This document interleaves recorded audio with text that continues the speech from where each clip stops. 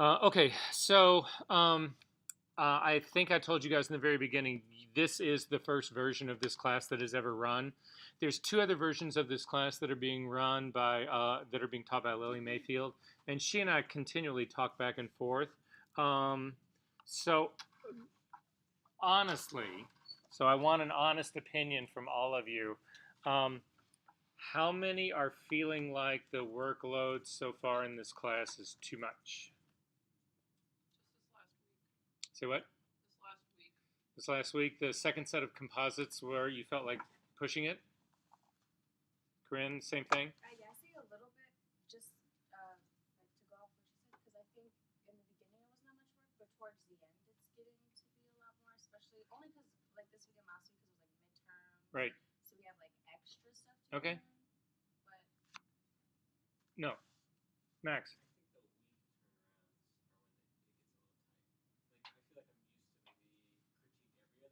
Right. Right.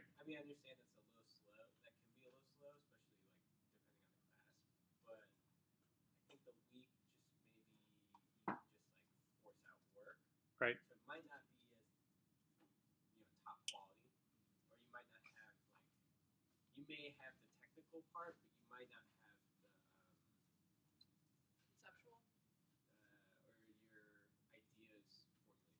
Right. Okay. Emma, what were you going to say? Were you going to say something? No? Okay. Somebody over here? Any other comments about that? Okay, so, well, with that in mind, because we didn't get through some things that I wanted to get through last week. So there initially was 3 assignments left in the semester plus your final project. I've pulled one of those off. I talked to Lily. She's actually going to pull 2 of them off, and I'm thinking about doing that part right now. So this is what I will do because I'm really more interested. So I'm going to I've already knocked one assignment off. So, but I should talk to you about the assignments that I'm taking off because this part matters. So in the original plan, the stuff that was supposed to still happen in this class was one of them was what we call a keys assignment. It was shooting high key and low key imagery, and it's specifically designed to work with black and white. So I need to know, we're going to go through black and white anyway. I'm going to do that tonight. But I need to know from you guys right now how many people have a burning desire itch to work in black and white in this class. One person, 2 people, 3 maybe, 4. Don't worry, guys. No matter what your vote is, it doesn't really have anything to do with whether I'm going to kill this assignment or not. So you can actually be honest with me in this, and it'll be okay. Okay, so again, we're still going to go through black and white, but I think that's the other assignment that I'm going to kill is the keys assignment. So that'll free up some shooting time for you guys. Also free up a little conceptual time because the going in, the next 2 projects, that'll leave 2 projects. It'll leave one that I did not get to last week that we are going to talk about tonight, shooting for series. And then the second one is going to be your final project. So that'll be what's left in this whole course. The other assignment that's getting clipped in this was one that had to do with scale, and it was a mural print. So how many people in this class want to know how to do mural prints? Okay, so there's a lot more interest in doing the mural print part than there is doing the keys assignment part. So what I will do is this. I am going to go through the series part right now. We will kill the keys assignment, although I'm still going to show you how to talk about and think about doing black and white conversion tonight. Because again, for those people that it matters, this really matters. And we will get through series, and then at some point before now and the end of the semester, we will deal with doing mural printing. Because in large measure for mural printing, the way the assignment always has typically read is that you don't shoot for it. You would actually just pick an image that you've already got to work to do mural printing.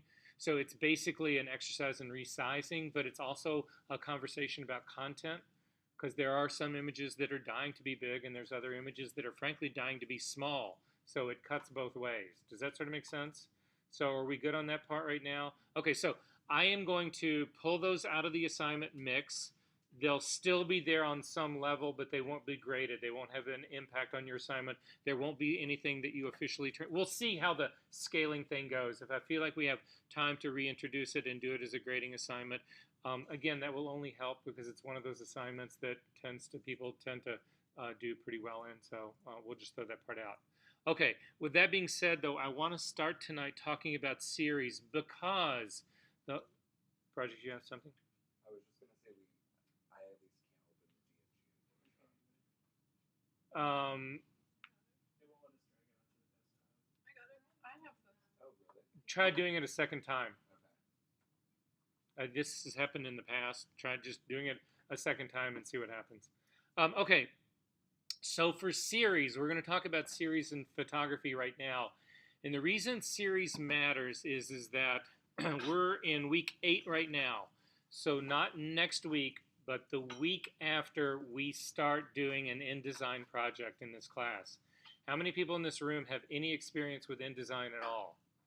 That's a good thing. So you see all the people whose hands aren't up right now, you need to be looking at all the people whose hands are up. So when the shit hits the fan for you, you know who to go talk to.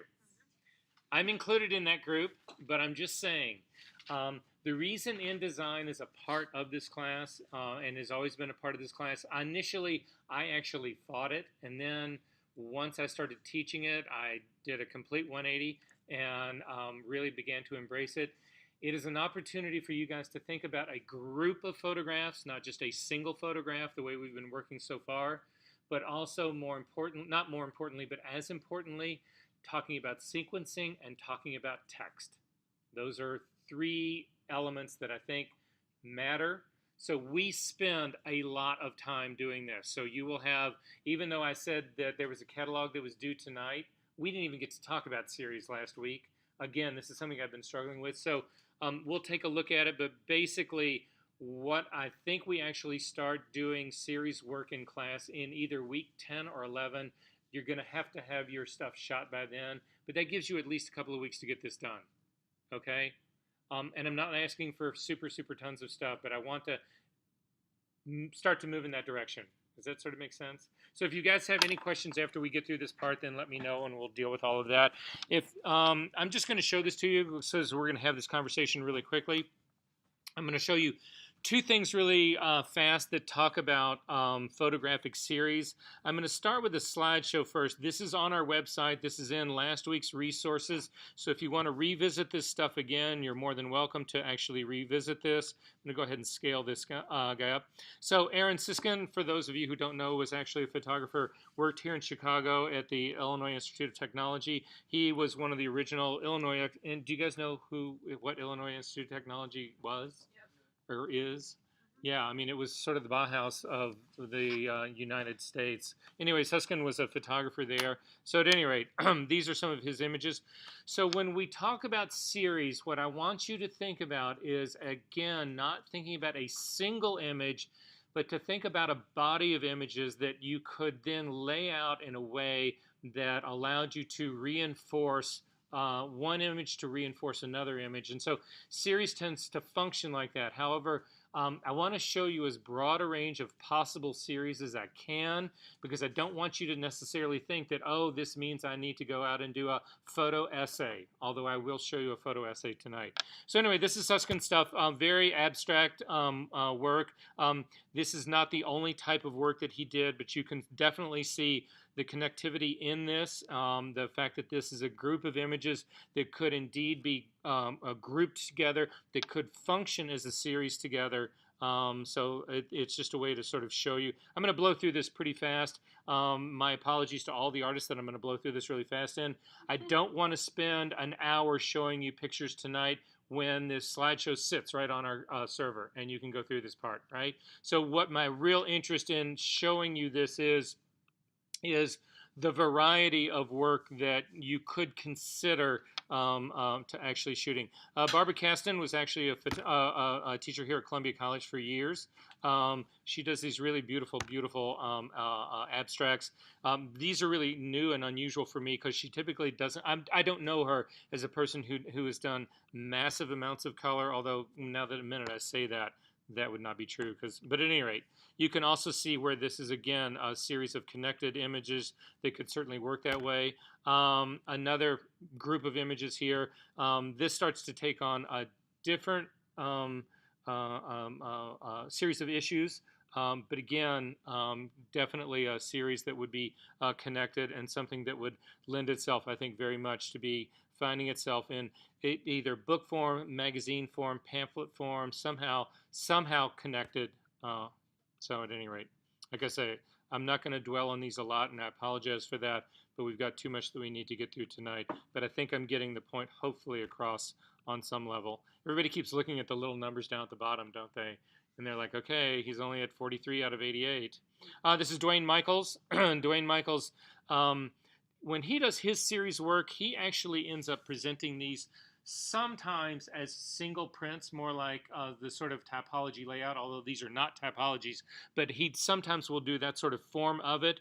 But he's really big about narrative and about storyline, so this would be sort of considered, I mean, there's an evolution that happens, and I apologize again that these pictures are as small as they are. However, this is what fucking Dwayne Michaels has on his fucking website. So don't blame me. This is how he's chosen to present it, so at any rate. This is one of his really most famous series of photographs. There's a lot of them, but they read left to right, top to bottom. You should take your time and actually look at them. There's some interesting stuff here. I am a big believer that one of the holes that exist in the history department here, photographic history department here, is the more commercial-oriented part. So these are pictures of Guy Bourdin for Charles Jourdan. Guy Bourdin was a French photographer in the 70s and 80s. This man is the reason that I became a photographer. So this is all about shoes. And these actually were the real ads that ran. I mean, Charles Jourdan had the balls to run this imagery as the advertisements for their shoes. Don't you wish there was an advertiser in the world today that had this sort of vision? Again, a connected series of images that you could see build up as a body, a series. So are we still, I'm sorry, I think I don't know if I misheard you, but are we still doing this project? Yes, you are. This one was never on. This is Winston Link. Does anybody in this room know this guy? So this guy was fascinated by trains, and he wanted to do pictures of trains at night. Look outside the window. That's a train going by. Wait till you see this, though. So it's really hard to see it in this image. This is actually one of his most famous. He did this in a time where there was no electronic strobe. This is all done with light bulbs. He had one shot at this. This has like 50,000 light bulbs that are set up in it. And he gets one bang flash, and this gigantic explosion happens, and it's this picture shot on a 4x5 or an 8x10 camera, and that's it. It takes him days to set this up, and he gets one frame. Yeah, anyway, pretty wild. I just love I mean, who thinks of this stuff? Anyway, clearly, and again, another connected series of images that you could see sort of lend themselves to this. This is Palaver See. This is another guy who had a huge influence on my life. And in this, it's a series of images that are strictly this stuff, whatever. Again, it's subject matter. It was really super famous models. I mean, these are all supermodels, whatever, that he shoots. When Palaver See does this stuff, all of these images, the way he works, he shoots only 8x10 Polaroid. And these are all hand-painted images. So he paints them with a flashlight. So these exposures take 10, 15 minutes to actually make. And there's only one of them. So at any rate, sorry, that was, I don't even know how that happened. Oh, I do know how that happened. Sorry.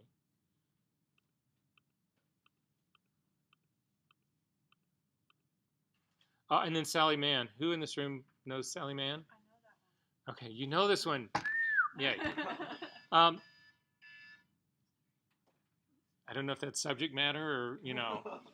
No, Sally Mann got a huge amount of flack for this. She got, I mean, everybody and their uncle came out and said that essentially that she was a child pornographer. This is pictures of her children. Anyway, it was Family Man that this is what put Sally Man on the map. And they were son of a. Okay, sorry, I just don't know how this whole. There's a bar that runs up at the top that I keep obviously clicking on by mistake. Okay, pictures of her family. Sally Man is another interesting one in terms of how she photographs. She only does wet plate, and she also does it in 8x10 and 11x14. So, from a technical standpoint, the fact that she even gets these things made is shocking. The fact that she gets them as sort of intimate as they are is even more shocking still.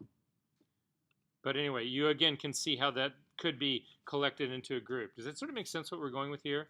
Okay, so that is series in the more conventional sense. So the way I'm thinking about series in that is that series can be abstract, series can be narrative, series can also have a storyline to it. And that is the next thing I'm going to show you really quick. Something that you guys should, again, I encourage you to take your time and actually look at these much closer. This is Eugene Smith, probably his not I'm going to say it's his most famous piece that he did for Life magazine. There's people who might say that there are other things that were more famous, but I would find a hard time believing that. So it was a story that he did about a country doctor in the Depression era. Well, this would be post-Depression era because this is 1948. So we'll take a quick look at this. But it was a photo essay that he did about a country doctor. And so these are all pictures that were taken of this. It was a photo story about this doctor. He lived and worked in Colorado, in like small mining town, Colorado. And you can see in this case that not only do you have these pictures, but you've actually now got the introduction of type that is going along with this. So you can see here in the back seat of the car, it administers morphine to a 60-year-old. I think somebody should come administer morphine to all of us right now, just to kind of get just a little touch. Not, no, just kidding. But at any rate, you can see that in here, okay, there's just, you can look at this and we already have a certain context knowing that this is a doctor. So when you look at this, you are bringing that contextualization to this. But the fact that you, again, then start to read the captions that are going with this, you can see that adds a whole nother dimension to it, a whole nother element to it. And that's something that I need you guys to be thinking about as well.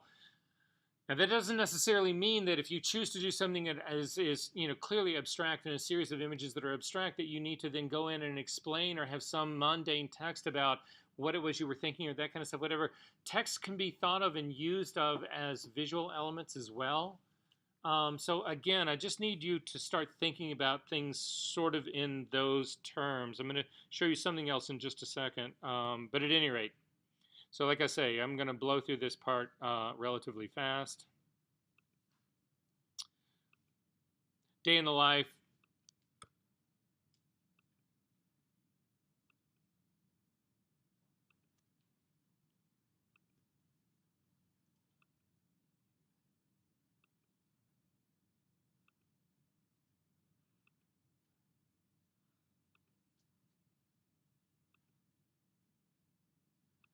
Context, the town that he actually did this all in. More context, this is what became the office and the place that they built for him. This is probably the most iconic image from the entire story.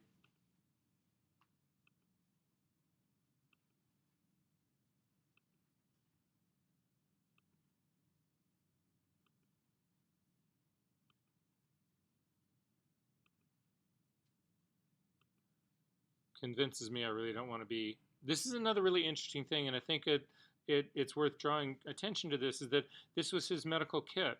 So this has got nothing to do with that sort of like group of patients or the doctor, in the process of doing what he does, whatever. No, but this gives context and meaning and insight to that whole story. It also breaks the story up in that you're just not getting this hit with this image after image after image of doctor and patient kind of thing. So I think that these sort of give color around that also helps, gives you the opportunity to build something of a compelling story. So is this making sense to you guys when we talk about series, what it is I'm really sort of looking for here? Because again, what we are going to do is we are going to be going into InDesign. We are going to actually be doing a layout of your images. Your images, the sequence is going to matter in those images, whether it's something that's just visual, whether it's something that's chronological, whether it's something that's, I don't know what strings them together or drives that sequencing. We need to have conversations about that. But that's the kind of body of work that I'm looking for you guys to go out and shoot. Does that make sense? All right, if we look really quickly at the modules, let me see when we really start doing this, because I will change the due date. So the due date for you to do the first series, the first catalog of that was tonight. You do not need to drop that tonight. If you do have it shot, that's great, but it was this assignment right here, the photographic series 20 image catalog. I want everybody to actually open this up and look at it really quickly. You need to read through this and see what it is, so that if you have any questions at all about what it is you are supposed to be shooting and what you're supposed to be trying to create, you can bring those questions to class next week and we can have a conversation about this. But basically, it's all the things that we have sort of been dealing with in this class, all the things that you should have been dealing with in terms of your photography, what you're doing in your photography. You can see that this thing was due for this week. That is not the case anymore. If you've already got it this week and you want to drop it, that's fine. But I want to give you guys some time to actually work on this because this is important. If we go back and look at the modules, let me see when we really start working on your part of it. So I think we start doing the InDesign part in week 10. So week 9 is when this will be due. So again, today's the 24th. Is that correct? So yeah, we will say that it will be due then on the 7th of November. I will change the due dates on all of that, so don't worry about copying this down. But you've got a couple of weeks to do the shooting on this. Does that make sense? Are we okay on this? Did I just hear somebody out there say okay? No, that was just weird. Because the minute I said that out of my mouth, she goes, okay. So we are going to kill the keys assignment. I will take care of that tonight, so you don't need to worry about shooting that. And we are also, you can see it right here. I already unpublished the scale and photographic object. This one I may reintroduce. We'll just see where we get with these with the one series assignment left, and also where you guys get with your final project. Because for your final project, you should know that this is coming. So final project work in progress files will also be due. There are 2 groups. You guys are divided into 2 groups. If you take a look, you'll see which group you're in. So I'm in week 8 right now. That's where we are right now. If we look at our system, hopefully in resources, they'll actually be in here. They're not. I'll find them for you where I break the groups down. But basically, I'm dividing the class into 2. So not this.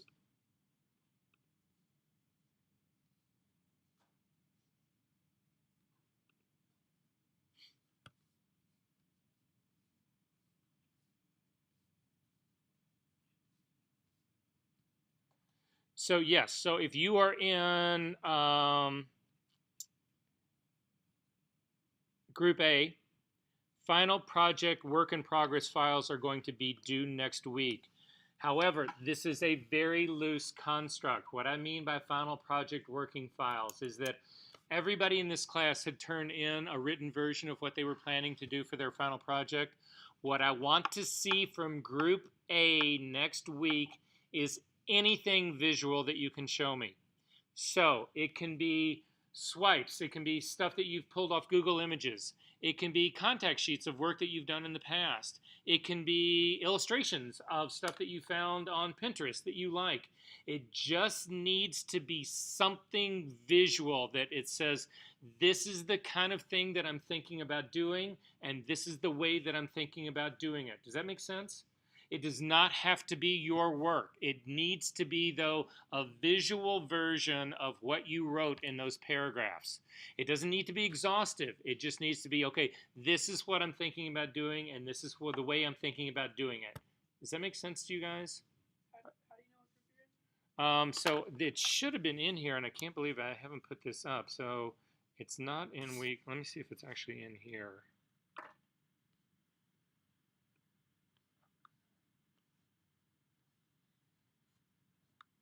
No, I'll find it in here. That's the one thing I hate about Canvas. There's no way for me to look at everything at once. So, but I'll find it. If not, if I don't find it, basically it'll be the alphabet. If you're A through whatever, I'll figure out what it is, and we'll just do it that way. We will establish it before the end of the evening. That I'll know. Okay, so is everybody good on that part?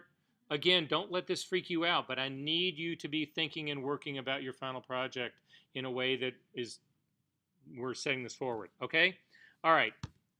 So the next thing that I want to talk about really quickly is, yeah, we're going to look at HDR really quickly. There's a couple of things that I want to get you guys through technically because I think that they might help, that we can do relatively fast. There's no real assignment that's based on this.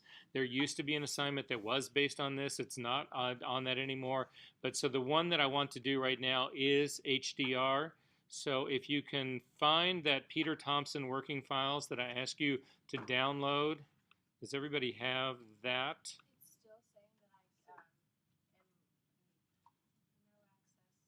No access. Did you try to copy it to your desktop more than once? Yeah. Yeah, and no go? No, it just keeps saying. Okay, how about everybody else? Who else cannot get this downloaded?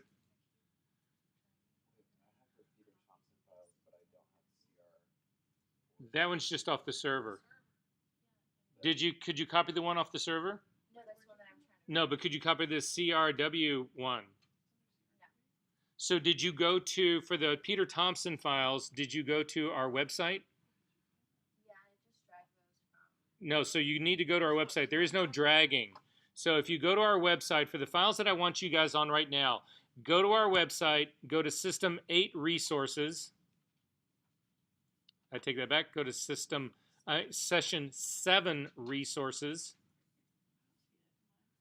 Go to Session 7 Resources on our website, on the Canvas site. Click on it. If you look under videos, there's a thing that says exercise files, and then this thing that says Peter Thompson HDR files, zip.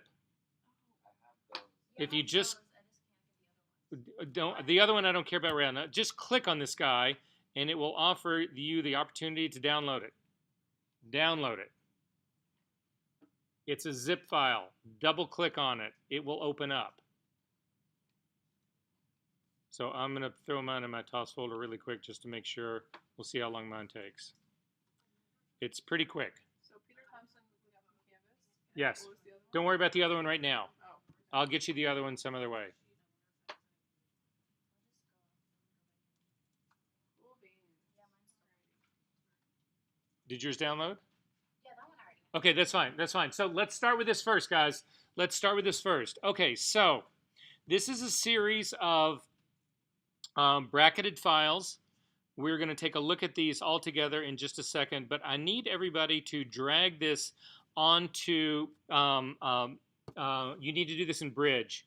So if you don't have Bridge, there's a little icon right down here. You need to go to your application folder. Inside your application folder, you should have Bridge. In the case, have they upgraded the files here to to Photoshop to CC 2019, or are they still in 18?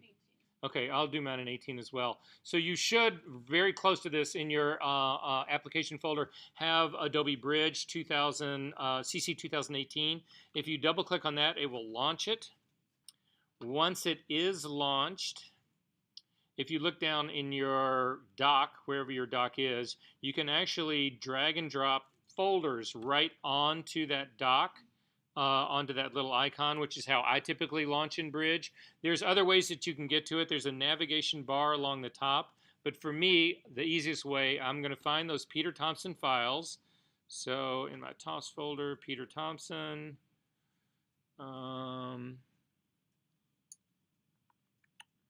Unzip them first. When you unzip them, you'll get a folder that has 5 files in it. Click and drag that entire folder on top of Bridge, and it should open it up in Bridge. Now, if your screen doesn't look like mine, It's because you have different options of workspaces up here at the very top. You want to click on the drop down here and actually go to the film strip module. The other way to get to that is up to Window, to Workspace, and do film strip there as well if you don't have it in the little readout on the top. So again, what this will do is it should give you a way to see the 5 images down here at the bottom with a viewer that sits up here at the top. If you click on one of these images up at the top, it'll show it up to you here in the viewer. If you actually hold your mouse between the viewer at the top and the thumbnails at the bottom, you'll get a double-headed arrow that'll allow you to make your, you can drag down to make your viewer a little bit larger and your thumbnails a little bit smaller. So does everybody have this open up in Bridge? Okay, the reason we're starting this off in Bridge is that we need to do some settings for Camera Raw in this first. If you look at these are CR2 files. However, we are going to try to build, well, let me show you what this is first. So if you click on the first one, you'll see that it's actually named EV-0.CR2. What EV stands for is exposure value. So Peter Thompson was a photographer slash filmmaker slash photographer who used to teach here at Columbia. He's actually was one of the 2 people who were really instrumental in developing the digital component of the photography department here. This is a picture of his living room, and if you take a look at what he's actually shot here, this would be considered a standard exposure of his living room, of his dining room. And you can see that by and large it exposes things like, if you look at the table, that that seems relatively well exposed. The doily, whatever thing you want to call that, that the candlesticks are on, all of that tends to be general exposure. If you start to look at the wall that's over here, things start to get a little bit darker. They start to diving down more into shadows. If you look in the back library, though, you can see at the bottom of the back library here that things are completely blocked up. That is gone. That's actually dropped out completely. There's no detail on that at all. By the very same token, if you look at the windows that are outside, there's no detail outside his windows out there either. So the thing about HDR, what HDR stands for is high dynamic range. One of the problems that you run into with digital is that, without getting too deep into this, we have not talked about linear or logarithmic capture in this room, have we? Okay, well, I will just say this to you right now without getting really deep into this part. If we have time at the end of the class, I will go back and talk to you about this exact issue.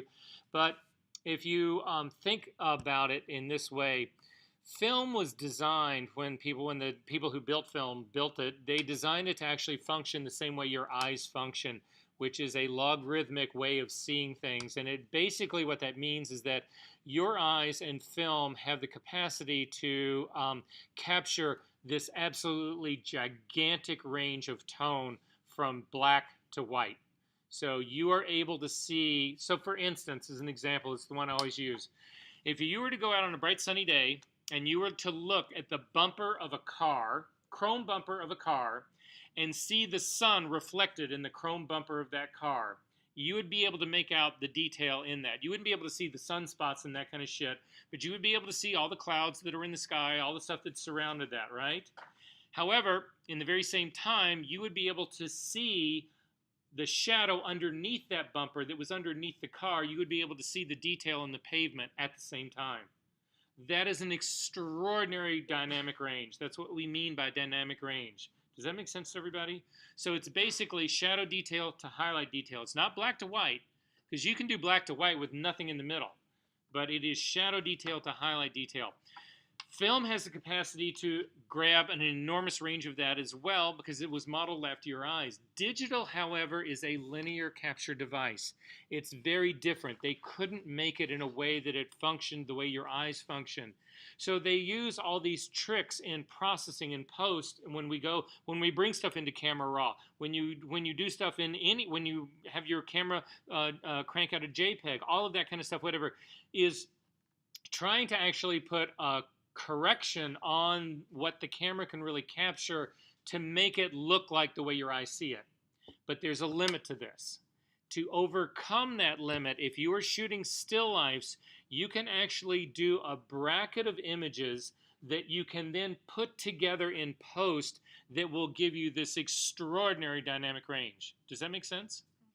And you do it by, you have to work on a tripod to do this, And you basically do it by bracketing. So if you take a look at the next image over, if I go over just one, you can see that this is an EV of a -1. What this means is that he has now underexposed this file by one stop. And what you can see that he's doing is he's using, and what we are going to do is we are going to use this image to try to capture the detail that was blown out in this image. So you can see again, the space outside, the detail that's on the side of this whatever piece of furniture, the background here that's all actually being blown out.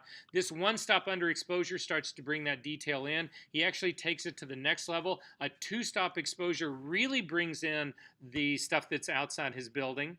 So that is how he is actually going to take these three images to try to deal with his midtones and his highlights. However, he hasn't got anything yet to deal with his shadows, and that's what the next frame over is. If you go to the next one over, you'll see that this is an EV +1. So this is now a one-stop overexposure. You can see he doesn't really care about what's going on in the highlights that are burning on the outside. He's actually using this to build detail content, shadow detail that's existing in this wall. He's also opening some of this area back here in the library up. Then he takes it to one more stop. This is now an EV of +2 stops. You can see that the outside is completely gone. There's no detail in there at all. He's got an enormous amount of detail in this area that's right over here on this side, and he's actually picking up quite a bit of detail that is in this area down in here. Does that make sense what's going on here? So when you shoot, and everybody, if you're going to do this stuff, you need to know this. So you either write this down now or you follow, because there's instructions on how to do this all over our Canvas website. What you need to do or think about is this. When you go into this situation, you've got to be on a tripod because these images need to be in register with one another. That's the only way this thing works. The second thing you need to do is you need to bracket your exposure, but that does not mean apertures. You cannot use your aperture, your f-stops, to bracket your exposure, because if you change your aperture, you will change your depth of field, and you will have images that have different focuses in them, so that will not work.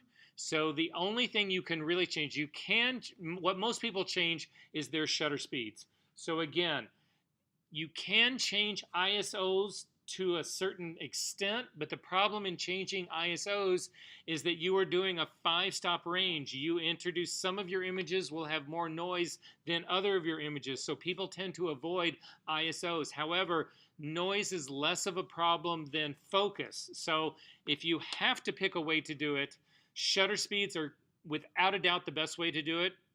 ISOs would be second, and if you have to do apertures, you might as well give it up because it's not going to really work that well. Does that make sense? Okay, so on a tripod, you're bracketing using your shutter speeds. There are people who will do 1/3 stop bracket increments. There is no reason to do that. Do a full one-stop steps. That's the only thing that makes sense.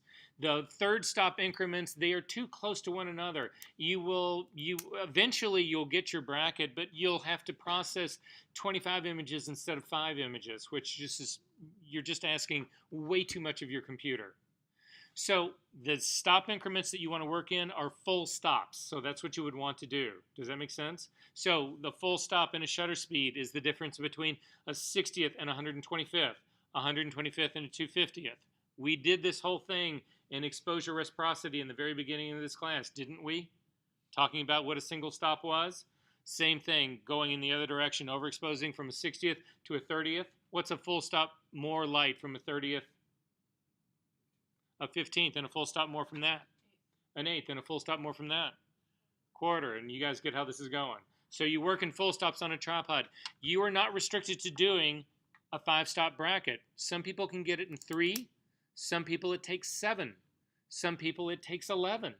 Some people it takes 25.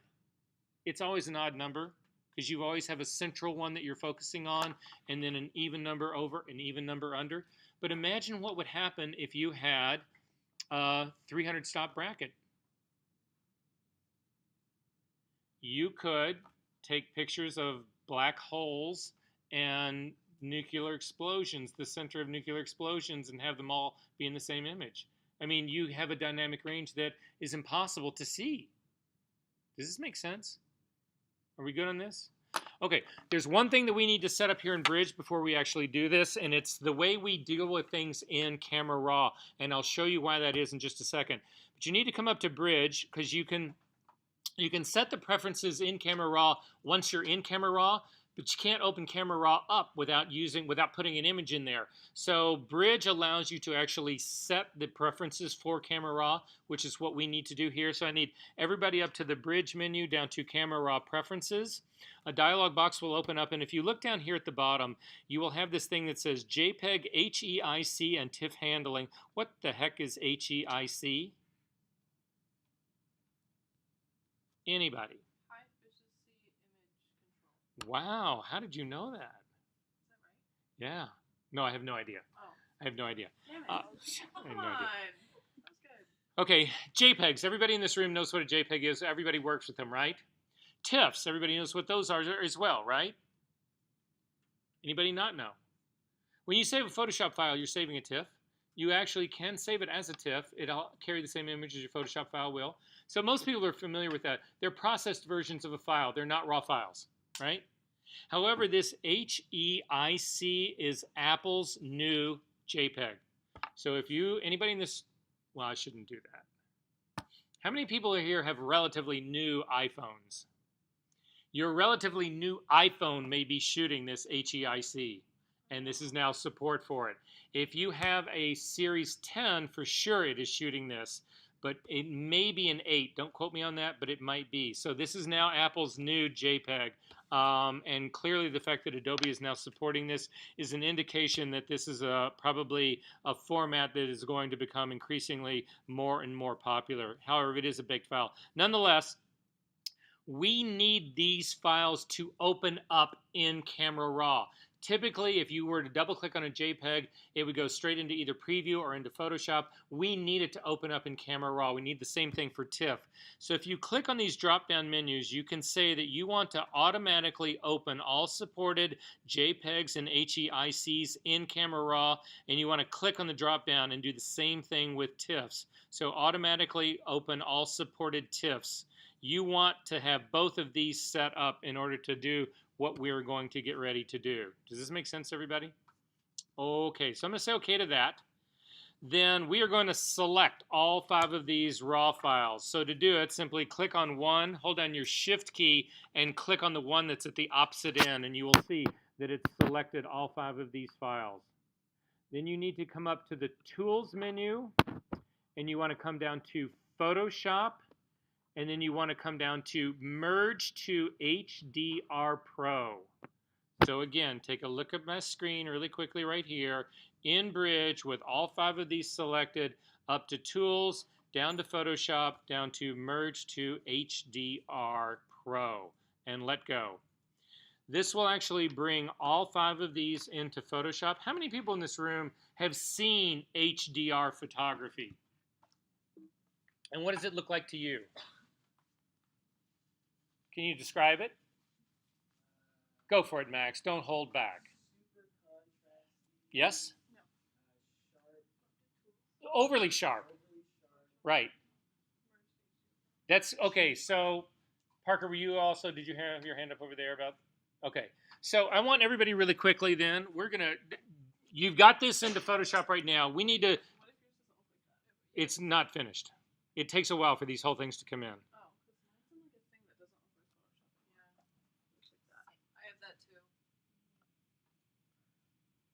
Well, but you're clearly in Photoshop because that's the menu right up there. So just go to your workspace, go up to Window, come down to Workspace. Okay, so again, this has happened before. Yours is the same way. Yeah, it looks like that's happening. Do I just click OK? I can't get into it. Sure, click OK. I don't even see what it's asking, where it's asking you to click OK. Oh, no, wait, you don't want to click OK. Sorry. Hit cancel, do it all over again. Hit cancel, you were in the right space. Mine just looks, is more narrow. You were in the right space. Just do it over again. But really quickly, while you're doing it over again, I'm going to wait. So everybody's got it started again, right? I'm going to show you this, and you can do this with me or not, whatever. I'm just going to go out to the web, and I'm going to do new, and I'm going to do Google Images, and I'm going to do HDR Photography.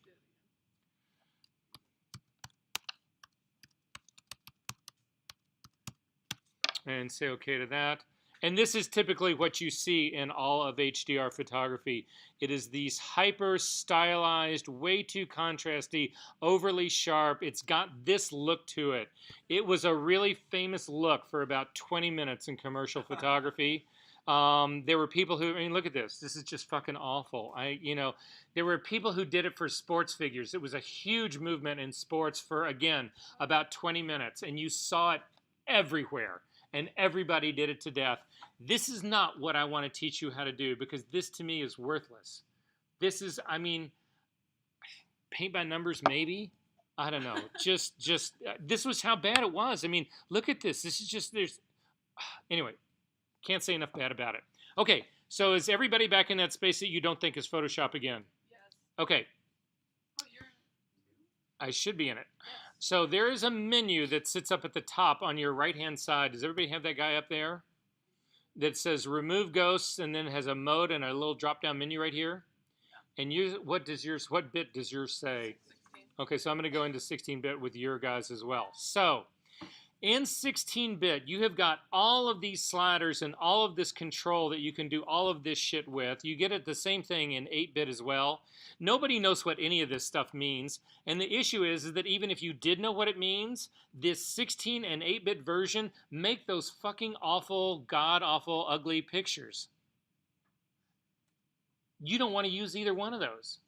What you want to use is 32-bit. So come up to the top and simply click on 32-bit. You will see that all of those things go away, which is a great thing. You don't have any of those controls. You don't need any of those controls. Does that sort of make sense what we're doing here? Okay, so 32-bit. There's a checkbox up here that says remove ghosts, and you want to go ahead and click on that. Now, in the case of this, it's not really going to matter, but what remove ghost happens is this. Imagine you are doing a scene. Let's imagine it's the very same scene that we're doing right here, but let's imagine that outside of that window, there is a tree branch that is actually moving in the wind. What will happen is that for these 5 frames, that tree branch will be in 5 different spots. So Photoshop can actually analyze that part of the image and will say, okay, there's most of this image is static. We have no trouble with that. But for the part of the image where something is actually moving, what we're going to do is we are going to isolate that, and then we are going to pick the best frame of exposure for that one element and use that just for that element. The rest of the image will get built with the whole HDR part, with the whole tonal range, but it will seclude that part. Does that sort of make sense? Is that how all motion works then? Again, if you were to have something like, say, if you were to try to do an HDR shot of a crowd of people, the majority of your image would be moving, and the HDR part of it would probably, again, the static part of it would work reasonably well, but if there was a really high dynamic range in what was moving, it probably isn't going to work that great. So at any rate, I always turn this part on, and then you'll see down here, there's a little green square around one of these. That is actually the image that Photoshop has picked to actually do the ghost removing based on. So if you knew that your branch was actually much, much, much better in one of these other images, you can actually click on another image to say to Photoshop, no, I would prefer you to use this image. But usually Photoshop gets this part pretty correct. So then the final thing down here, you'll see that there's a slider underneath this histogram. You don't need to pay any attention to that. Don't use it. There's also this thing that says complete toning in camera raw. You do not want to check this. Now, we're going to do the toning in camera raw, but we've already set up to do this separately. So in this case, do not check this part right now. It just skips an important step I don't want you to skip. And then finally click on OK. So when you click on OK, it's going to say, okay, we're going to create this file, and you're going to say, okay, that's great. I'm happy you've created this file, and you'll see that you end up with this thing on your screen that looks like a really blown out image, and you say to yourself, well, why on earth do I care about this? The thing that you should notice about this, just to see where we're at, is this little thing right up here at the top that says RGB/32. For the most part, every image that we've worked on this class so far has said RGB/8, standing for 8 bits. Mine's really dark, actually. It's okay. It can be really, don't worry about any of that. Okay. Okay. Bit depth. Have we talked about bit depth in this class? Yeah. We did. So what is bit depth? How deep the colors are. Anybody else? You're getting closer. Like it's like how big it is. Like it's the number. Yeah. It is the number of tones, the number of color that you actually have to work with. So 32-bit in color is trillions of colors. In tone, in a black and white scale, it's 65,000. No, that's 8-bit. It's billions. 4 billion. Yeah, it's 4 billion tones. So it's a huge tonal range. That's why we care about this. So we're going to save this file. Up to the File menu, come down to Save As. And I want you to put this in the same folder that it just came from. So wherever, find your folder, wherever the 5 raw files were, that's where I want you to put it back again. So I'm going to put mine in the Peter Thompson HDR. That's where I want to put this. However, there's a couple of settings that we need to change on this first. In my case, in my drop-down menu for format, I've actually got Photoshop. I'm going to change that to TIFF. You have to do this as a TIFF file. It's going to ask you if you want to embed this color profile, and it is a ProPhoto RGB linear profile. You do want to have that checked. So has everybody found this part so far? We good? If you don't see options like this, it's probably because of this little checkbox right here, the little down arrow. So click on the down arrow and you'll see a much larger screen. So again, you need to be saving this as a TIFF. And in my case, I'm going to call this, I'm going to read, you can leave it titled, Untitled HDR. And then click on Save. Another dialog box will open up, and this is where the magic happens. You need to make sure that this 32-bit in parentheses float is checked, that there is no image compression, and you can leave the rest of it at its defaults. And it doesn't really matter whether you do the byte order for IBM PC or Macintosh on this. It doesn't matter. And simply say OK to this. It's going to run through that and save it. There's a little bar that runs across. So has everybody's been saved now? We good? So close this thing up. Simply click on it to get rid of it. It's going to say, do you want to save this? You can say no, because you've already saved this thing. And hit Don't Save. Then you need to go back into Bridge, and it should be sitting right in there. You should have this Untitled HDR version 2 of this TIFF. Does everybody have that? So now, because we did set these preferences, remember our camera raw preferences are set to automatically open all supported TIFFs. We just created a TIFF that camera raw will support. So if you click on it, don't double click on it, but simply click on it to highlight it. You can come up to the File menu and come down and say Open in Camera Raw. And if you open this thing up in Camera Raw, it'll look pretty dark, like this guy looks dark right now. Simply come over here and click on your Auto button. Whoa. And you still have everything. If you want to bump up your shadows even more, simply click on your shadow slider and open them up even more. If you feel like you need more detail in your highlights, drag them and pull them down. This is just huge. There's no way you can do this when you shoot it though, right? Not with a single frame. But this is a game changer. Does this make sense to you guys? And this is not that really ugly ass contrasty other bullshit, right? I would continue to trick this out a little bit more. I think this is slightly overexposed for my taste. So even though this is what Auto did for me, and I think it was a good start on this, I'm actually going to take the exposure and drop it down just a touch. I might pop my shadows open just a little bit more because I did bring that exposure down a little bit. I think I would white balance this a little bit differently. So I'm going to go after my white balance tool and I'm going to click on the doily and see what that does to it. It gives it a little bit more of a neutral cast to it. I like that part a little bit better. But you can see, you're just off to the races here, but you've got detail forever. All right, are we good on this, guys? Okay. You can cancel out of that.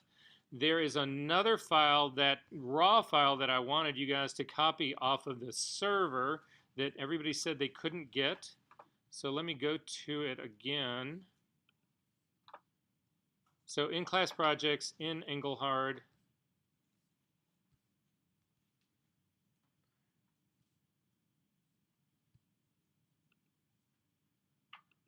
It's this DNG, this CR2. So when you copy that, you guys can't get this to copy? I got it. Who did not get it?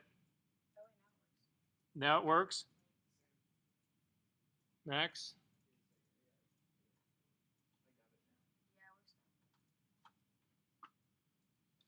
All right, I'm going to copy mine to, again, my TOS folder. All right, so is everybody good on this? This is a Bruce Fraser file. Again, I feel I owe an enormous shout out to Bruce Fraser. He was the first guy who really taught me everything about digital photography that I've actually, or Photoshop specifically, that I've come to know. He wrote a really, really instrumental series of Photoshop books. It was the first ones that came out that were really designed to be more about production strength Photoshop as opposed to make shit look like a cartoon. Or put type all over somebody's, anyway, put a third eye in somebody's forehead, whatever. He was the first one to really come out and do that. Sadly, he died years ago, but nonetheless, this was a file from one of his books on Camera Raw. So, I owned the book, so I feel very comfortable in using this image and giving a shout out to Bruce. So, if you simply double click on that DNG, it should open up into Camera Raw. And right off the bat, the problem that we've got with this image is that it is grossly underexposed, or that is at least my call on this. So this is something that I've been meaning to bring up to you guys in this class because I'm still seeing an enormous number of images that are not processed well in this class, and it leads me to believe that your education when it comes to working here in this basic panel right here is slightly lacking. So I need to address all of that part. So again, I would bring this into Camera Raw, just like we've got it into here. If I wanted to color balance this image, is there something I could do to actually color balance this image on? Oh, then quit. Yeah, just drag the file down onto the Photoshop icon in the dock.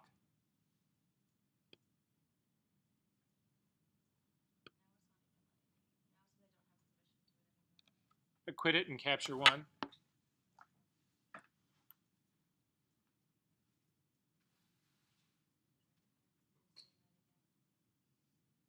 No, you don't need to drag it here to the desktop. So this is not even on your desktop right now?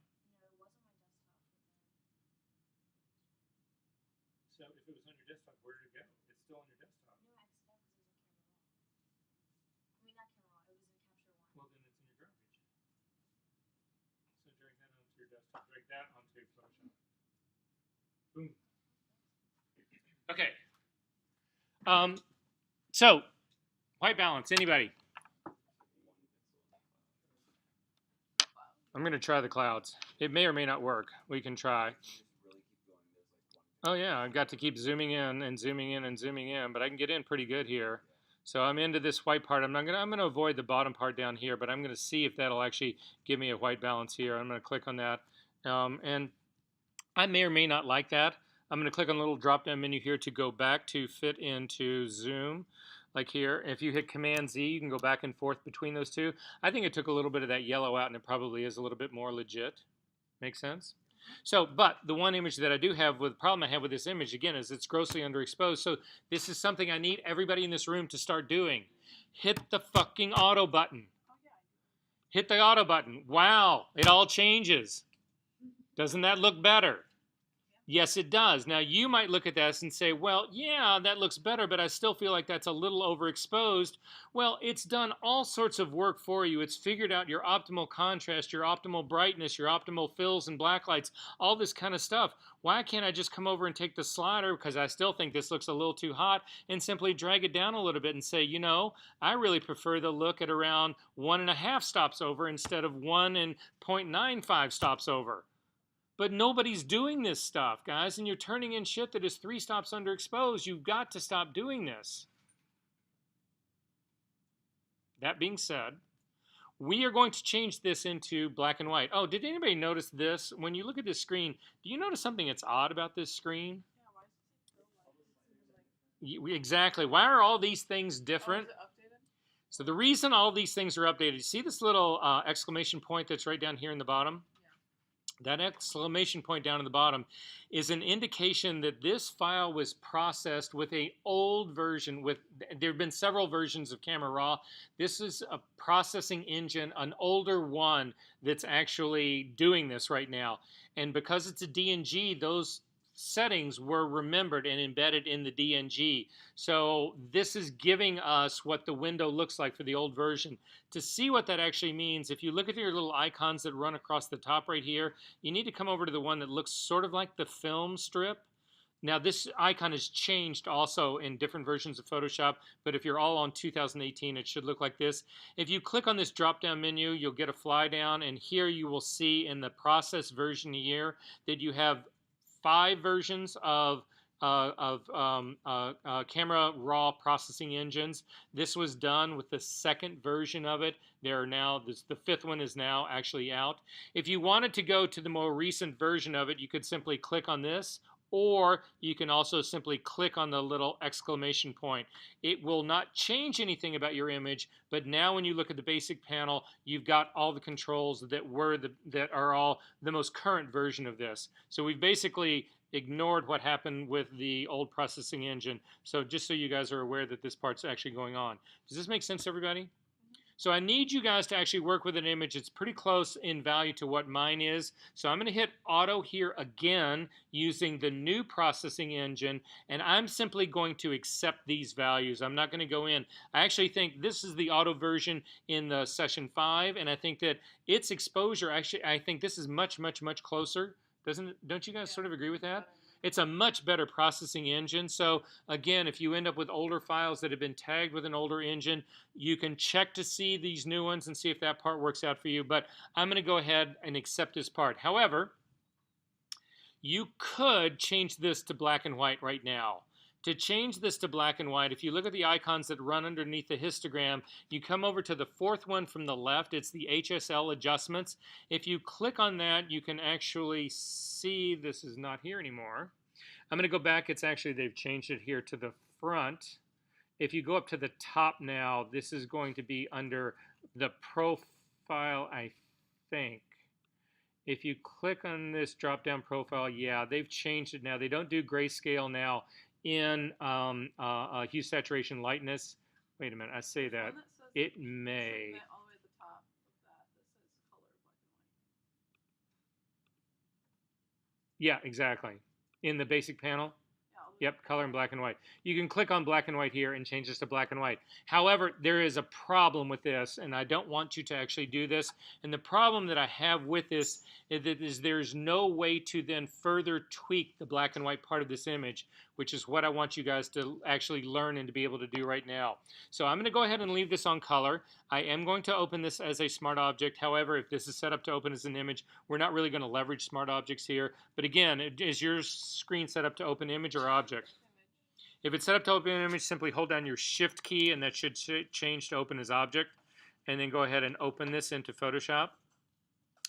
The reason that I want to do this in Photoshop is that I can leverage the color.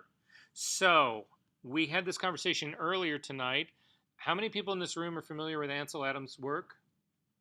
Okay, really quickly, we need to take a quick look at Ansel Adams' work. So I'm going to, again, jump out really fast. I'm going to change HDR Photography to Ansel Adams. A-N-S-E-L-A-D-A-M-S. Just to show you this is, again, really famous image right here. How the fuck does he get that sky to be black? How many people in here shoot black and white film? Anybody? Oh, be loud, say it proud, raise your hand all the way up there. You shoot black and white film, right? Okay. How many people in here use filters for their black and white film? Color filters. What color filters do you use? Red, why? How does that impact the color negative?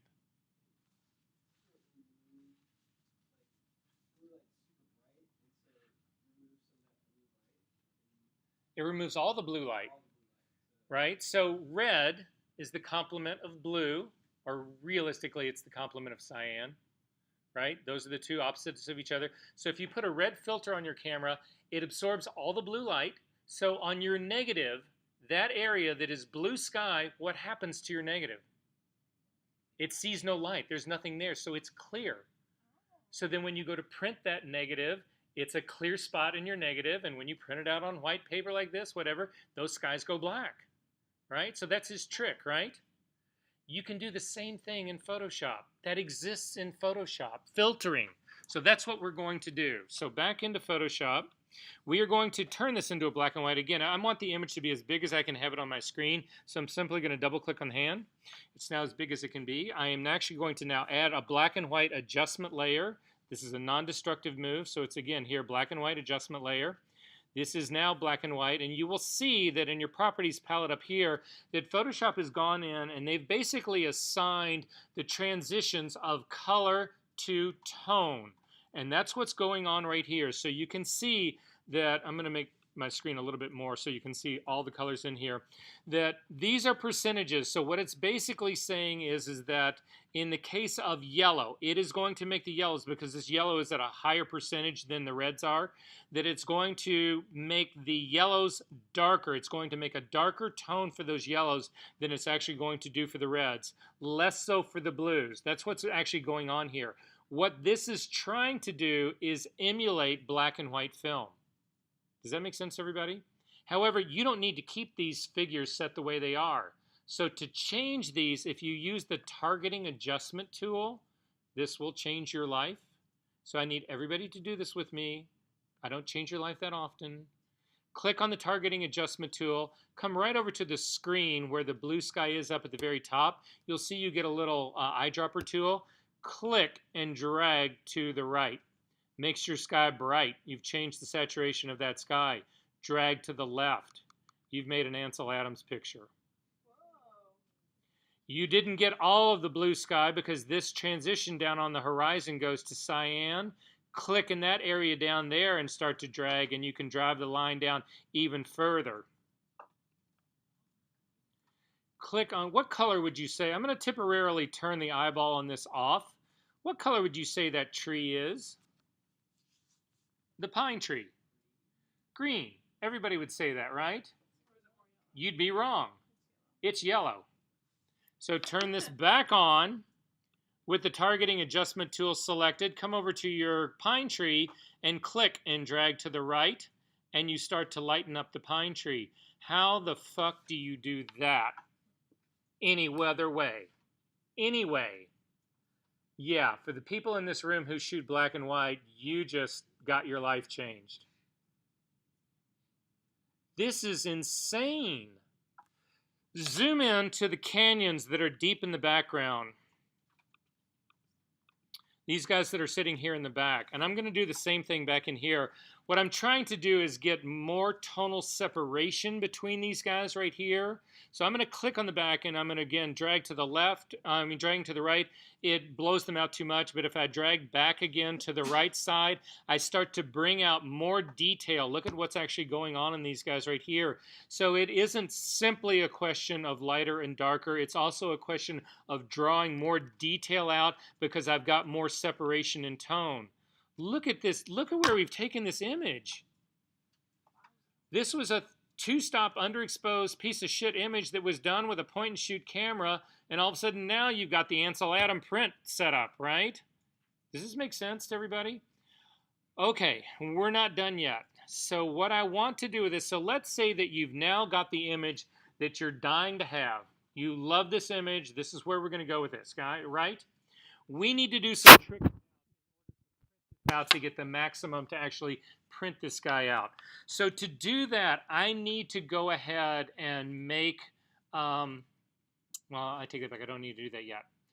I don't know how far you guys are going to be able to get with me on this one because it depends on the print drivers they have installed on these computers. But I'm going to show you a different way to print black and white. So if you are serious about doing black and white printing, you need to explore this. So I'm going to remove the assignment point value for the keys assignment. But if you want to look through the keys assignment, it will talk to you about these different ways of printing black and white. So most of you guys would simply go to the File menu. You can do this with me. I just don't know how far you're going to be able to get. So come up to the File menu, come down to Print.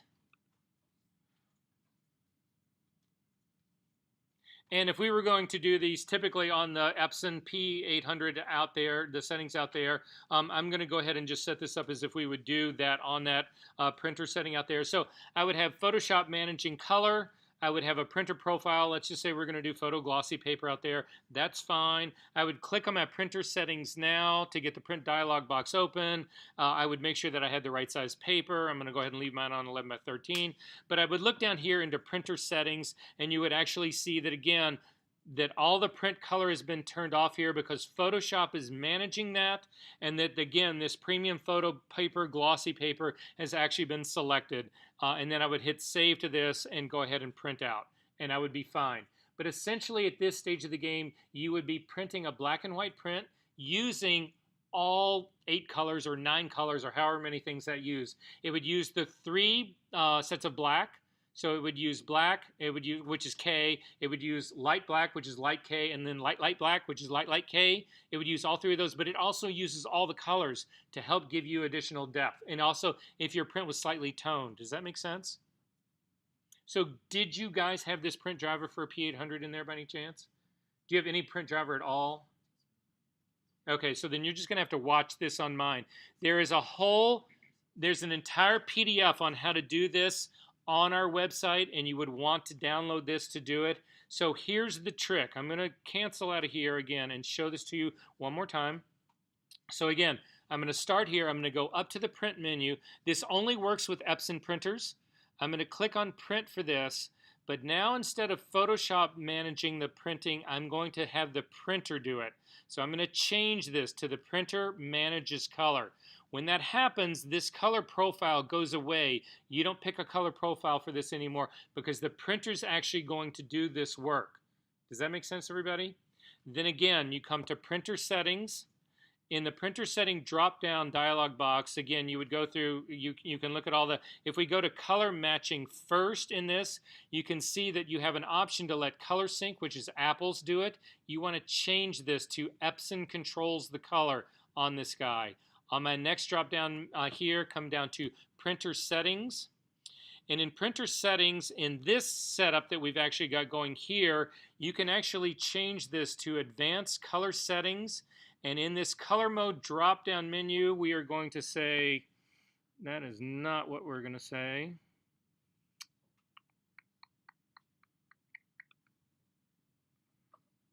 Son of a bitch. I knew this would happen.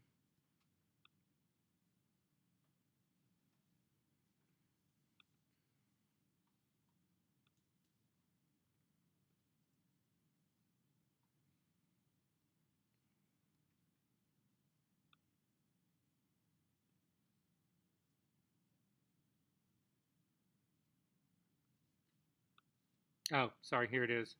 This dialog box changes every time I go to look at it. In print mode, you would change this print mode from Epson Precision Dot to Advanced Black and White Photo. When you do that, you'll see that you get this neutral toning that actually comes up, but now you want to click on your advanced color settings. And when you do this, you will actually see that there is an entire control system that exists inside of this Epson Print dialog box to do black and white printing. Anybody, so I've had people do this religiously through this class, is to do a regular conventional black and white printing like you're normally used to doing it. So my suggestion for you guys, if you're really interested in exploring black and white, is to do that. But then I want you to come into this control and do another print based on this. Do small prints. Do an 8 by 8.5 by, an 8 by 10, just so that you can compare the two. You will be stunned when you see what this thing puts out. Stunned. You will never go back. Not ever. However, you can also tone in this. You can see here in this drop-down menu that is set to, actually the color toning is set neutral. You'll also see this little X is right here in the middle. You can change this. So I'll show you what this looks like. You can go to, these are just canned ones. If we go to sepia toning here, you can see that it's moved that little X up into here. It's now going to leverage the color inks that are in your set to produce a sepia toned print. However, if you go to the cool setting here, it will actually shift down here into the more the cooler versions down here. So for all of you guys who have actually done black and white printing, has anybody done any of the agfa toned papers? They're really famous for their sepia series. It's what everybody who printed sepia would actually use. This is actually color toning now to sort of emulate that. You don't have to just use these. You can actually drag these around by yourself. So you can say, I really want to put a magenta tint in this. Does this make sense where we're going here? There's other things that happen in here. Under the color toning in here, it's now said that, okay, we're doing a fine adjustment because we actually drag that. In terms of the tone itself, by default, it starts at dark. Dark is normal. So this is where you want to start. You don't want to start at normal. Dark is what you want your first print to be. If it turns out that your first print is too dark, then you could go to normal, which will lighten it up. If it's too light, you can go to darker. It will darken it down. It's just as far as that part goes. Don't get into high point shift here at all.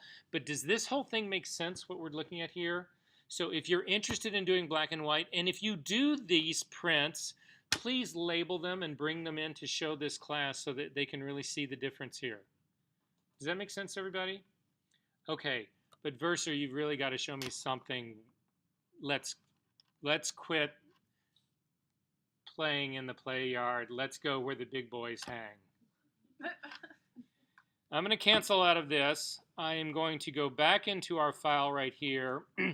This is for the people who are really hardcore when it comes to doing black and white work. And I think that you guys all are, or should be, so that's where we're going to go next. So to do this next thing, you cannot do this with a smart object. We may lose our smart object altogether here. So in this case, you've got to go ahead and commit this to a full black and white file. So to do that, select the adjustment layer that's sitting on the top.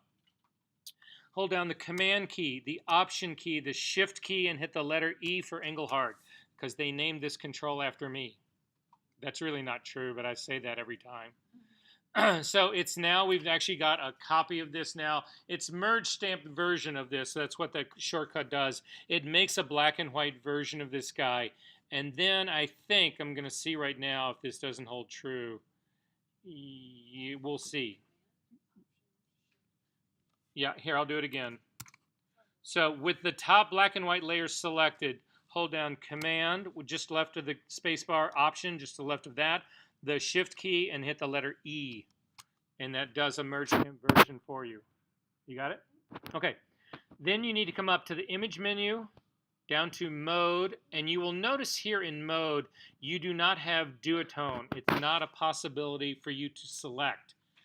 However, you need to select grayscale first. And it's going to say that changing modes will discard an adjustment layer. Do you want to change this anyway? And I'm going to go ahead and merge these together. Again, you would not want to save this file, but we are going to discard all of our color information. It's going to get rid of the smart object that's down at the bottom. So again, guys, I would do this only on a save. This now becomes my print file. This is no longer, although I've got a screen anomaly that's happening in mine. See if I can get it to redraw. There you go. So it's just merged this whole thing down. You've lost your smart object. You've lost your adjustment layer. You've lost all of that. So you would want to save this as a secondary file. You would call this your print file. This would not be your master file. Are we good on this? Because there's no going back. These are all destructive moves. But it's the only way we can get to where we're trying to be. Is everybody good on that part? Okay, so now when you come up to Image and you come to Mode, you will see that duotone is available to you. If you click on duotone, it's going to open up a dialog box that looks like this. Now, I can tell you without any exception at all that how many people are in this class? 14? A couple are missing? No, there's 18. A couple are missing. There's 16 of you here. I count as 17. There's 17 people at Columbia College that have ever seen this dialog box. That includes the entire full-time faculty. That includes, I don't care, you go outside of this department. This includes all the graphic design people. I don't care who you talk to. Nobody knows this exists. Nobody will go this deep. But what this is if you take a look at this, what this is it's a way, this was designed, this is one of the oldest things in Photoshop. This has existed since Photoshop 1. This was a way that people could actually print on full color presses or the really giant presses. This would be how they could go in and dedicate different plates on that press to a specific ink. So they were processed color inks. So a typical press, CMYK press, they're giant rollers. The presses are bigger than this room. They're giant rollers, and they make a plate just for the yellow ink. They etch a plate, and it's a picture, but it's just the yellow content of your image. And then they make another plate for just the cyan part. And they make another plate for just the magenta part, and another plate for just the K part, which is black ink. And then your piece of paper runs through all 4 of those rollers, and that's how you get a CMYK ink print, right? And it gives you full color. However, they're not restricted to that. They can actually pull those 4 color plates off.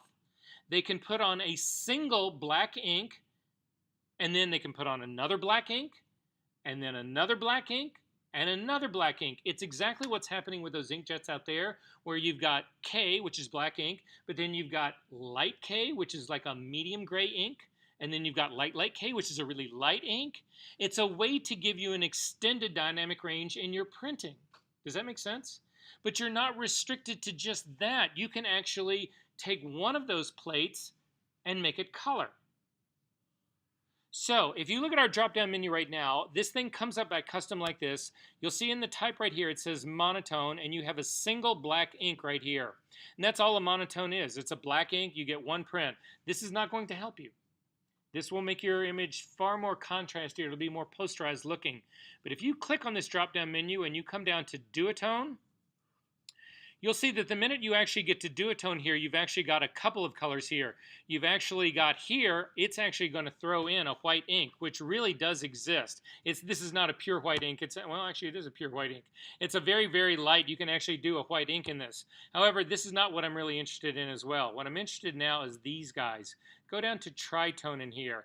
You'll see that it's actually putting in, these are actually blank ink spots, so that you can actually click on one of these and you can design your own ink. So you can say, I want this to be this color ink, whatever, and say okay to that. It will simply change the color. This is not what I'm going to suggest you guys doing, because this involves building your own ink sets. But if you look at the top up here under presets and you get this drop-down menu, you have got a huge set of possible duotones, monotones, tritones, and quadtones. So if you look at our beginning part up in here, I'm going to just go up to the one in the very top. It's a 144 orange and a 25% black 1. If you click on that, you will see it puts in an ink set for you. It is a black ink. They've actually changed the tonal curve of that black ink. And then what they're saying is that on the second plate of your press, we are going to throw down a Pantone 144 CVC orange ink. And that would be the result. Does this make sense what's going on? So you can look at those and you go, okay, well, whoop-de-doo, because what's happened is this would actually be for a CMYK press, but your inkjet printers in there can simulate this. So this would be the look that you would get. What I want you guys to do is click on this and come down. I'm going to run down through this whole set. I've passed up all the greens. I'm going to keep coming down, and I want you to come down to, like in this, I'm going to do this black, warm gray 9, CGC, whatever, blah, blah, blah. I'm going to click on this guy.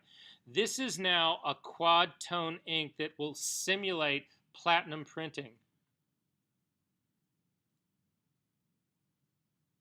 Now, if there's anybody in this room that's serious about black and white printing and you didn't want to just yell out, platinum printing, are you fucking kidding me? You can't even get platinum paper anymore. That's why Irving Penn made all of his own. You can get some palladium printing, but this will emulate platinum printing. If you have got a full tonal range image, especially something that's got a really series of midtones, you will cry when you see this thing printed out. You will bawl like a child. I'm telling you this right now. Does this make sense, what's going on here? This isn't the only preset to look at. There's a whole series that are right here in this very same area. This is now no longer a quad tone. This is a tritone in here right now. You can actually still go in if you feel like the lighter of the ink here, that this warm gray is blowing your image out a little bit too much. You can simply double click on this and you can re-edit this yourself. This is just, will give you, again, that clearly didn't work. Look what that did to my curve. And look what that did to my image. So that would not be a good move to make right there. But you will not believe what will happen if you start to print out using some of these quad tone presets. If you really get into doing this, there's books that exist. They are like like the paint swatch books that you get at the hardware store. They're paint swatch books that will give you recipes for building tritones and quad tones. You will be stunned at the work that you actually put out. So once you actually get this to the one that you like, so I'm going to go back to again. I really love the sort of the warm grays in here. For me, I think are really really beautiful in this. I think these are only duotone, so that's still a quad tone. So anyway, this will work actually for me. You would simply say okay to this. Once you get this, and this is now the print that you're actually going to make. You will notice that again was a destructive move. There's no, I can do Command Z to undo that in history, but that is a destructive move. There's no adjustment layer that does that. This has now been built as a, in this case, a quad tone. Does that make sense? So to print this, you would go back to your conventional way. You would go back to print in this. You would not do the advanced printing that I just showed you in the Epson driver. You would go back to doing Photoshop manages color. You would then again pick the printer. And I'm going to do this again on photo glossy paper. Although, fuck that. I'm going to do this on some nice matte, neutral, matte. The Ultra Premium Luster. No, the Ultra Premium Presentation Matte. This is actually one of the few beautiful papers that Epson makes. So I would actually do that. Click on my printer settings and go into my printer settings dialog box. Just check to make sure the color matching is set back to being off. It is off. And go back down to printer settings and make sure that, again, I've got to change my media type here as well. And the media type we were going to was the presentation paper matte version of this. And I would be off to the races and I could print there. Does this make sense to everyone? If you're into doing black and white printing, change your life. So again, if anybody is in here and has got a beautiful image, I would beg you just to show everybody else so everybody else will get on board and fall in love with black and white like they should be. Bring in some prints at any time during the semester. Just do all 3 of these versions. You should really see this. Every time I've done this in the class before, I've never had anybody who didn't print quad tones after that point on. That's how much a difference it makes. Are we good on this? Okay, and we'll take a quick look at the assignments for next week. I think the only assignment that matters for next week, guys, is that you start working on your series shooting, but I just want to make sure. I'm sorry, it seems like the sort of scheduling, a lot of this is in a little bit of disarray, but I'm working through this just like you guys are working through this, so cut me a break. Anyway, I'm just kidding. So again, we are in week 8. So you still need to do the self-evaluation for the composite prints that you showed tonight. Again, this keys assignment right now, I will leave it published, but I will remove the point values on it. So it will not be an assignment that you have to do. But for the people who want to explore this, it will actually give you some reference in terms of doing that. There is some readings to do. Again, a final project for Group A. So I could have sworn that I actually put this in here. But if I haven't done it in here, if I don't have the teams in here, we're going to do that right now. And I do not see them in here. Let me just make sure that they're not in the next version as well.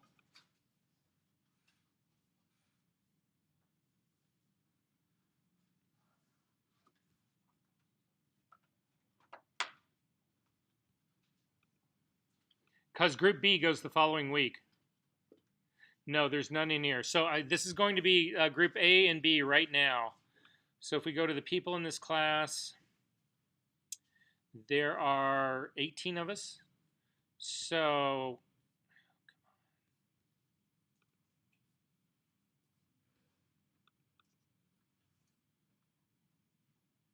okay, so there are 18 of us.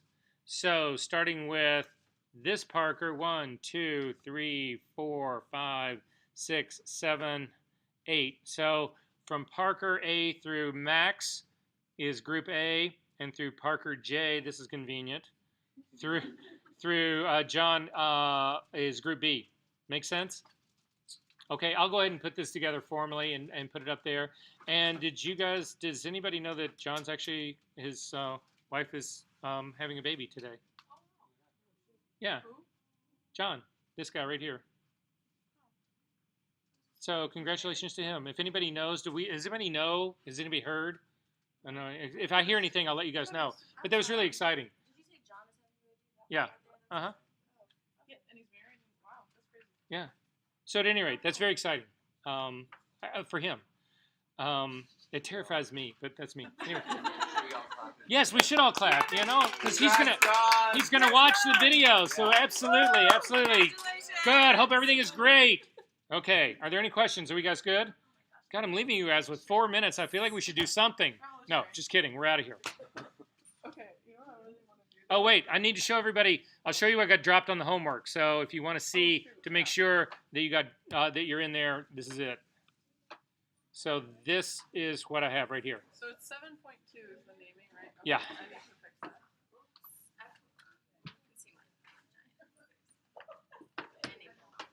Wait, is there something wrong? No, I just named it wrong. Oh. I put a lot. Yeah, but it's still got you with 7.2. You're good.